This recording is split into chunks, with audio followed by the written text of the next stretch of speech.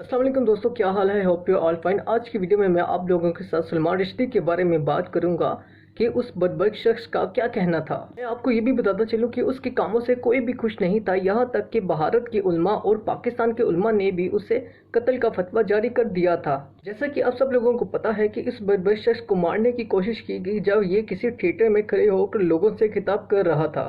भी शख्स ने उस पर चाकू से वार करके उस पर हमला करके उसे जख्मी कर दिया। मैं आपको बताता चलूं कि उस शख्स ने 1988 में शैतानी आयत के नाम से एक किताब लिखी थी। ही इसने किताब लिखी तो उसी वक्त ईरान के लीडर आयतुल्लाह खमेनी ने उस पर कत्ल का फतवा जारी कर दिया था। मैं यहाँ पर यह भी बताता चलूं कि ईरान के लीडर ने ये कहा था कि जो भी उसे मारेगा तो उसे मेरी तरफ से उसे $3 मिलियन का इनाम दिया जाएगा।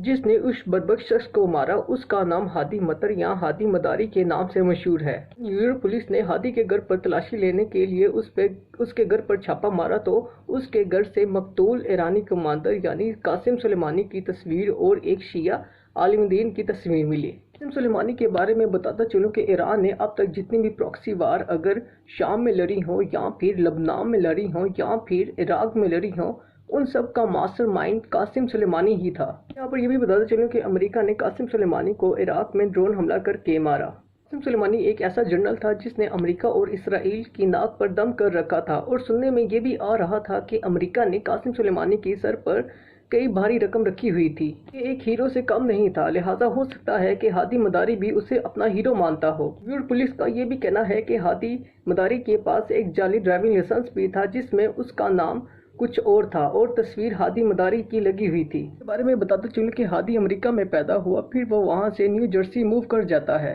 अब यहाँ पर ईरानी गवर्नमेंट का मौक़िफ़ सामने आता है। उनका कहना है कि हादी से हमारा कोई ताल्लुक नहीं, अगर हादी ने उस बदबख्त शख्स को मारा तो वो उसने अपनी मर्जी से मारा, इसमें हमारा कोई हाथ नहीं। गवर्नमेंट का ये भी कहना है कि उसने खुद कई मुसलमानों के दिलों को ठेस पहुंचाई है और वो अपनी मौत का खुद जिम्मेदार है। यहाँ पर यह भी बताते चलूं कि अमेरिका का इस पर मौक़िफ़ आया है कि ईरानी गवर्नमेंट और बहुत से लोग उसके हमले पर बहुत खुश हैं और वो खुशियां मना रहे हैं। यहाँ पर ज़रूर कहूँगा कि ईरान में नहीं बल्कि पाकिस्तान में भी और जहाँ जहाँ भी मुसलमान बसते हैं वो ज़रूर इस पर खुश होंगे।